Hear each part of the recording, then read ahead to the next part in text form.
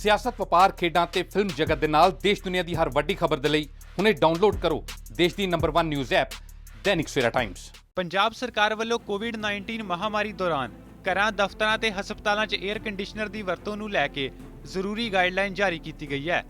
ਗਰਮੀ ਦੇ ਮੌਸਮ 'ਚ 에ਅਰ ਕੰਡੀਸ਼ਨਰ, ਕੂਲਰ ਦਾ ਕੋਵਿਡ-19 ਦੇ ਮੱਦੇਨਜ਼ਰ ਸੁਰੱਖਿਅਤ ਢੰਗ ਨਾਲ ਵਰਤੋਂ ਕਰਨ ਸੰਬੰਧੀ ਕੁਝ ਸਵਾਲੀਆ ਨਿਸ਼ਾਨ ਸਾਹਮਣੇ ਆਏ ਸਨ, ਜਿਸ ਤੋਂ ਬਾਅਦ ਇਹ ਗਾਈਡਲਾਈਨ ਜਾਰੀ ਕੀਤੀ ਗਈ ਹੈ। ਕੀ ਹੈ ਇਹ ਗਾਈਡਲਾਈਨ, ਆਓ ਤੁਹਾਨੂੰ ਦੱਸਦੇ ਹਾਂ। ਸਭ ਤੋਂ ਪਹਿਲਾਂ ਘਰੇਲੂ ਥਾਵਾਂ ਤੇ room air conditioner. Air conditioner ਦੁਆਰਾ ਕਮਰੇ ਵਿੱਚ ਵਾਰ-ਵਾਰ ਘੁੰਮਣ ਵਾਲੀ ਹਵਾ ਵਿੱਚ ਬਾਹਰੀ ਤਾਜ਼ੀ ਹਵਾ ਦਾ ਮੇਲ ਜ਼ਰੂਰੀ ਹੈ, ਜਿਸ ਲਈ ਖਿੜਕੀ ਨੂੰ ਥੋੜਾ ਜਿਹਾ ਖੋਲ੍ਹ ਕੇ ਰੱਖਿਆ ਜਾ ਸਕਦਾ ਹੈ ਤਾਂ ਜੋ ਕੁਦਰਤੀ ਹਵਾ ਕਮਰੇ ਵਿੱਚ ਦਾਖਲ ਹੋ ਸਕੇ ਅਤੇ ਬੰਦ ਹਵਾ ਨੂੰ ਬਾਹਰ ਜਾਣ ਦਾ ਰਸਤਾ ਮਿਲ ਜਾਵੇ। ਕਮਰੇ ਦਾ ਤਾਪਮਾਨ 24 ਤੋਂ 27 ਡਿਗਰੀ ਸੈਲਸੀਅਸ ਵਿੱਚ ਸੈੱਟ ਕੀਤਾ ਜਾਵੇ ਅਤੇ ਨਮੀ ਨੂੰ 40 ਤੋਂ 70% ਰੱਖਿਆ ਜਾਵੇ।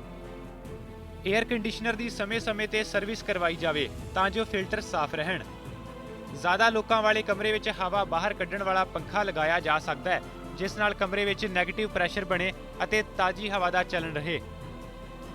ਕਮਰੇ ਵਿੱਚ ਘੁੰਮ ਰਹੀ ਹਵਾ ਨੂੰ ਸਮੇਂ-ਸਮੇਂ ਤੇ ਬਾਹਰ ਕੱਢਿਆ ਜਾਵੇ। ਐਵੋਪੋਰੇਟਿਵ ਡੈਜ਼ਰਟ 에ਅਰ ਕੂਲਰ। ਇਹ ਸਲਾਹ ਹੈ ਕਿ ਧੂੜ ਮਿੱਟੀ ਨੂੰ ਅੰਦਰ ਨਾ ਆਉਣ ਦਿੱਤਾ ਜਾਵੇ ਅਤੇ ਸਾਫ਼ ਸਫਾਈ ਰੱਖੀ ਜਾਵੇ। ਐਵੋਪੋਰੇਟਿਵ ਕੂਲਰਾਂ ਦੇ ਟੈਂਕਾਂ ਨੂੰ ਸਾਫ਼ ਤੇ ਰੋਗਾਣੂ ਮੁਕਤ ਕਰਨਾ ਜ਼ਰੂਰੀ ਹੈ ਅਤੇ ਸਮੇਂ-ਸਮੇਂ ਤੇ ਪਾਣੀ ਨੂੰ ਤਾਜ਼ਾ ਪਾਣੀ ਭਰ ਕੇ ਬਦਲਿਆ ਜਾਵੇ। 에ਅਰ ਕੂਲਰਾਂ ਨੂੰ ਰੋਗਾਣੂ ਮੁਕਤ ਕਰਨਾ। ਐਵੋਪੋਰੇਟਿਵ 에ਅਰ ਕੂਲਰਾਂ ਨੂੰ ਸਮੇਂ-ਸਮੇਂ ਤੇ ਸਾਫ਼ ਤੇ ਰੋਗਾਣੂ ਮੁਕਤ ਕੀਤਾ ਜਾਵੇ। ਪਾਣੀ ਵਾਲੇ ਟੈਂਕ ਨੂੰ ਖਾਲੀ ਕਰਕੇ ਕਿਸੇ ਸਾਫ਼ ਕੱਪੜੇ, ਸਪੰਜ ਅਤੇ ਗਰਮ ਪਾਣੀ ਨਾਲ ਸਾਫ਼ ਕੀਤਾ ਜਾਵੇ ਤਾਂ ਜੋ ਪਿਛਲੀ ਸਫਾਈ ਦੇ ਸਮੇਂ ਤੋਂ ਬਾਅਦ ਜਮ੍ਹਾਂ ਹੋਈ ਗੰਦਗੀ ਨੂੰ ਸਾਫ਼ ਕੀਤਾ ਜਾ ਸਕੇ। ਇਸ ਤੋਂ ਇਲਾਵਾ ਟੈਂਕ ਨੂੰ ਹਲਕੇ ਸਾਬਣ ਵਾਲੇ ਪਾਣੀ ਦਾ ਇਸਤੇਮਾਲ ਕਰਨ ਉਪਰੰਤ ਤਾਜ਼ੇ ਪਾਣੀ ਨਾਲ ਧੋਇਆ ਜਾ ਸਕਦਾ ਹੈ। ਸਹੀ ਵੈਂਟੀਲੇਸ਼ਨ ਲਈ ਐਵੋਪੋਰੇਟਿਵ ਕੂਲਰ ਵਿੱਚ ਬਾਹਰ ਦੀ ਤਾਜ਼ੀ ਹਵਾ ਆਉਣਾ ਜ਼ਰੂਰੀ ਹੈ। ਪੱਖਿਆਂ ਨੂੰ ਚਲਾਉਣ ਸਮੇਂ ਖਿੜਕੀਆਂ ਨੂੰ ਥੋੜਾ ਜਿਹਾ ਖੋਲ੍ਹ ਕੇ ਰੱਖਿਆ ਜਾਵੇ। ਜੇਕਰ ਨਜ਼ਦੀਕ ਹੀ ਕੋਈ ਐਗਜ਼ੌਸਟ ਫੈਨ ਲੱਗਿਆ ਹੋਇਆ ਤਾਂ ਉਸ ਨੂੰ ਚੱਲਦਾ ਰੱਖੋ ਤਾਂ ਜੋ ਹਵਾ ਦਾ ਬਿਹਤਰ ਵਹਾਅ ਹੋ ਸਕੇ। ਵਪਾਰਕ ਤੇ ਉਦਯੋਗਿਕ ਥਾਵਾਂ ਲਈ ਕੋਵਿਡ-19 ਦੇ ਖਤਰੇ ਦੇ ਹਵਾ ਵਿੱਚ ਫੈਲਾਅ ਨੂੰ ਘੱਟੋ-ਘੱਟ ਰੱਖਣ ਲਈ ਜ਼ਰੂਰੀ ਹੈ ਕਿ ਅੰਦਰੂਨੀ ਵਾਤਾਵਰਣ ਵਿੱਚ ਵੱਧ ਤੋਂ ਵੱਧ ਬਾਹਰੀ ਹਵਾ ਆਉਣੀ ਚਾਹੀਦੀ ਹੈ। ਸਿਰਫ ਖਿੜਕੀਆਂ ਖੋਲ੍ਹਣ ਦੀ ਜਗ੍ਹਾ ਤੇ ਜੇਕਰ ਵੈਂਟੀਲੇਸ਼ਨ ਵਾਲਾ ਮਕੈਨੀਕਲ ਵੈਂਟੀਲੇਸ਼ਨ ਸਿਸਟਮ ਅਤੇ 에ਅਰ ਕੰਡੀਸ਼ਨਿੰਗ ਸਿਸਟਮ ਹੋਵੇ ਤਾਂ ਜ਼ਿਆਦਾ ਬਿਹਤਰ ਤਰੀਕੇ ਨਾਲ ਬਾਹਰੀ ਹਵਾ ਨੂੰ ਫਿਲਟਰ ਕਰਕੇ ਅੰਦਰੂਨੀ ਹਵਾ ਦੀ ਗੁਣਵੱਤਾ ਵਿੱਚ ਸੁਧਾਰ ਲਿਆਇਆ ਜਾ ਸਕਦਾ ਹੈ। ਜੇਕਰ ਤਾਜ਼ੀ ਹਵਾ ਉਪਲਬਧ ਨਾ ਹੋ ਰਹੀ ਹੋਵੇ ਤਾਂ ਇਹ ਸਿਫਾਰਿਸ਼ ਕੀਤੀ ਜਾਂਦੀ ਹੈ ਕਿ ਤਾਜ਼ੀ ਹਵਾ ਲਈ ਸੈਂਟਰਲ ਇਨਲਾਈਟ ਫੈਨ ਫਿਲਟਰ ਯੂਨਿਟ ਨਾਲ ਇੱਕ 에ਅਰ ਡਕਟ ਜੋੜ ਦਿੱਤੀ ਜਾਵੇ ਅਤੇ ਜੇਕਰ ਮਲਟੀਪਲ ਕੈਸਟ ਜਾਂ ਮਲਟੀਪਲ ਹਾਈ ਵਾਲ ਯੂਨਿਟ ਹੋਣ ਤਾਂ ਤਾਜ਼ੀ ਹਵਾ ਨੂੰ ਗ੍ਰਿਲਾਂ ਰਾਹੀਂ ਅੰਦਰੂਨੀ ਖੇਤਰ ਵਿੱਚ ਜਾਂ ਉਸ ਦੇ ਨਜ਼ਦੀਕ ਪਹੁੰਚਾਇਆ ਜਾ ਸਕਦਾ ਹੈ। ਤਾਜ਼ੀ ਹਵਾ ਦੀ ਘੱਟੋ-ਘੱਟ ਮਾਤਰਾ 3 ਕਿਊਬਿਕ ਮੀਟਰ ਘੰਟਾ ਪ੍ਰਤੀ ਵਿਅਕਤੀ ਅਤੇ 3.75 ਕਿਊਬਿਕ ਮੀਟਰ ਘੰਟਾ ਪ੍ਰਤੀ ਸਕੁਅਰ ਮੀਟਰ ਦੀ ਸਿਫਾਰਿਸ਼ ਕੀਤੀ ਜਾਂਦੀ ਹੈ। ਡਕਟ ਫੈਨ ਕੁਆਲਿਟ ਅਤੇ 에ਅਰ ਹੈਂਡਲਿੰਗ ਯੂਨਿਟਾਂ ਦੇ ਮਾਮਲੇ 'ਚ ਇਨਲਾਈਟ ਡਕਟ ਅਤੇ ਪੱਖੇ ਨਾਲ ਤੇਜ਼ ਹਵਾ ਦੀ ਸਪਲਾਈ ਕੀਤੀ ਜਾਵੇ। ਜਿਹੜੀਆਂ ਇਮਾਰਤਾਂ ਵਿੱਚ ਮਕੈਨੀਕਲ ਵੈਂਟੀਲੇਸ਼ਨ ਸਿਸਟਮ ਨਹੀਂ ਹੈ, ਉਹਨਾਂ ਵਿੱਚ ਖੁੱਲ੍ਹਣ ਵਾਲੀਆਂ ਖਿੜਕੀਆਂ ਦਾ ਉਪਯੋਗ ਕਰਨ ਦੀ ਸਲਾਹ ਦਿੱਤੀ ਜਾਂਦੀ ਹੈ। ਇਹ ਸਿਫਾਰਿਸ਼ ਕੀਤੀ ਜਾਂਦੀ ਹੈ ਕਿ ਰੀਸਰਕੂਲੇਟ ਸਿਸਟਮ ਦੇ ਮਾਮਲੇ ਵਿੱਚ ਰਿਟਰਨ 에ਅਰ ਸਰਕੂਲੇਸ਼ਨ ਨੂੰ ਸੀਮਤ ਕੀਤਾ ਜਾਵੇ। ਇਸ ਰਿਟਰਨ 에ਅਰ ਸਿਸਟਮ ਨੂੰ ਐਗਜ਼ੌਸਟ ਸਿਸਟਮ ਵਿੱਚ ਬਦਲਿਆ ਜਾ ਸਕਦਾ ਹੈ।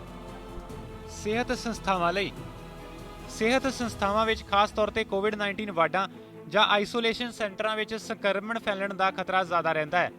ਇਸ ਲਈ ਇਹ ਸਲਾਹ ਦਿੱਤੀ ਜਾਂਦੀ ਹੈ ਕਿ ਇਹਨਾਂ ਖੇਤਰਾਂ ਵਿੱਚ ਬਾਕੀ ਸਾਰੇ ਹਸਪਤਾਲ ਜਾਂ ਬਿਲਡਿੰਗ ਨਾਲੋਂ 에ਅਰ ਕੰਡੀਸ਼ਨਿੰਗ ਸਿਸਟਮ ਵੱਖਰਾ ਹੋਵੇ ਤਾਂ ਜੋ ਸੰਭਾਵਿਤ ਸੰਕਰਮਿਤ ਹਵਾ ਜਾਂ ਛਿੱਟਿਆਂ ਨੂੰ ਫੈਲਣ ਤੋਂ ਰੋਕਿਆ ਜਾ ਸਕੇ।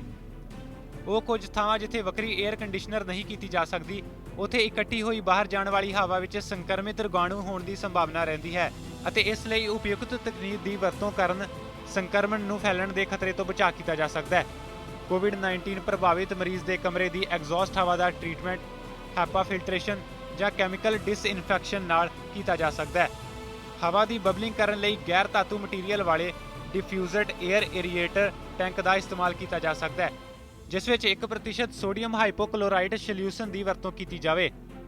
ਐਗਜ਼ੌਸਟ ਹਵਾ ਦਾ ਟ੍ਰੀਟਮੈਂਟ ਕਰਨ ਲਈ ਇਸ ਨੂੰ 45 ਮਿੰਟ ਤੱਕ 75 ਡਿਗਰੀ ਸੈਲਸੀਅਸ ਤਾਪਮਾਨ ਵਿੱਚ ਲਿਆ ਕੇ ਸਾਰੇ ਸਕੋਵ ਦੇ ਪ੍ਰਭਾਵ ਨੂੰ ਘੱਟ ਕੀਤਾ ਜਾ ਸਕਦਾ ਹੈ। ਇਸੇ ਤਰ੍ਹਾਂ UVC ਸਾਰਸ-ਕੋਵ ਇੱਕ ਰੇਡੀਏਸ਼ਨ ਦੀ 4016 ਸੈਂਟੀਮੀਟਰ ਸਕੁਅਰ ਇੱਕ ਰੇਡੀਏਸ਼ਨ ਇੰਟੈਂਸਿਟੀ ਦੀ 15 ਮਿੰਟ ਵਰਤੋਂ ਨਾਲ ਸਾਰੇ ਸਕੋਪ ਪ੍ਰਭਾਵ ਪੂਰੀ ਤਰ੍ਹਾਂ ਖਤਮ ਹੋ ਜਾਂਦਾ ਹੈ। ਐਗਜ਼ੌਸਟ ਸਿਸਟਮ ਵਿੱਚ ਐਕਟਿਵ ਵਾਇਰਲ ਪਾਰਟੀਕਲ ਮੌਜੂਦ ਹੋਣ ਦੀ ਸੰਭਾਵਨਾ ਦੇ ਚੱਲਦੇ ਇਹ ਸਿਫਾਰਿਸ਼ ਕੀਤੀ ਜਾਂਦੀ ਹੈ ਕਿ ਐਗਜ਼ੌਸਟ ਸਿਸਟਮ ਦੀ ਮੇਨਟੇਨੈਂਸ ਦੇ ਸਮੇਂ ਉਪਯੁਕਤ ਨਿੱਜੀ ਅਤੇ ਵਾਤਾਵਰਣ ਸੁਰੱਖਿਆ ਨਿਯਮਾਵਲੀ ਦੀ ਪਾਲਣਾ ਕੀਤੀ ਜਾਵੇ। ਕੋਵਿਡ-19 ਦੇ ਕਣਾਂ ਤੋਂ ਬਚਾਅ ਲਈ ਸੀਮਤ ਸਰੋਤਾਂ ਵਾਲੇ ਸਥਾਨਾਂ ਤੇ ਆਈਸੋਲੇਸ਼ਨ ਲਈ ਕੁਝ ਅਸਥਾਈ ਦੀਵਾਰਾਂ ਬਣਾ ਕੇ ਸੁਰੱਖਿਆ ਪ੍ਰਦਾਨ ਕੀਤੀ ਜਾ ਸਕਦੀ ਹੈ। ਇਹ ਅਸਥਾਈ ਢਾਂਚੇ ਵਾਲੇ ਟੈਂਟ ਜਾਂ ਕਿਊਬਿਕਲ ਨੂੰ ਪਲਾਸਟਿਕ ਸ਼ੀਟ ਜਾਂ ਕੈਨਵਸ ਕਵਰ ਦਾ ਇਸਤੇਮਾਲ ਕਰਕੇ ਬਣਾਇਆ ਜਾ ਸਕਦਾ ਹੈ। ਇਕਾਂਤਵਾਸ ਕੇਂਦਰ ਹਵਾਦਾਰ ਹੋਣੇ ਚਾਹੀਦੇ ਹਨ ਅਤੇ ਨੈਗੇਟਿਵ ਜਾਂ ਨਿਊਟਰਲ ਪ੍ਰੈਸ਼ਰ ਤੇ ਮੇਨਟੇਨ ਹੋਣੇ ਚਾਹੀਦੇ ਹਨ। ਜਦੋਂ ਮਕੈਨੀਕਲ ਵੈਂਟੀਲੇਸ਼ਨ ਦੀ ਵਰਤੋਂ ਕੀਤੀ ਜਾਵੇ ਤਾਂ ਇੱਕ ਵਾਰ ਵਰਤੋਂ ਵਾਲਾ ਹੋਣਾ ਚਾਹੀਦਾ ਹੈ। ਹਵਾ ਲੈ ਜਾਣ ਦੇ ਵਹਾਅ ਦੇ ਤਰੀਕੇ ਅਨੁਸਾਰ ਕੰਮ ਵਿੱਚ ਲਿਆਂਦਾ ਜਾਵੇ। ਚੰਡੀਗੜ੍ਹ ਤੋਂ ਅੰਕੁਸ਼ ਮਹਾਜਨ ਦੀ ਰਿਪੋਰਟ, ਦੈਨਿਕ ਸਵੇਰਾ ਟੀਵੀ।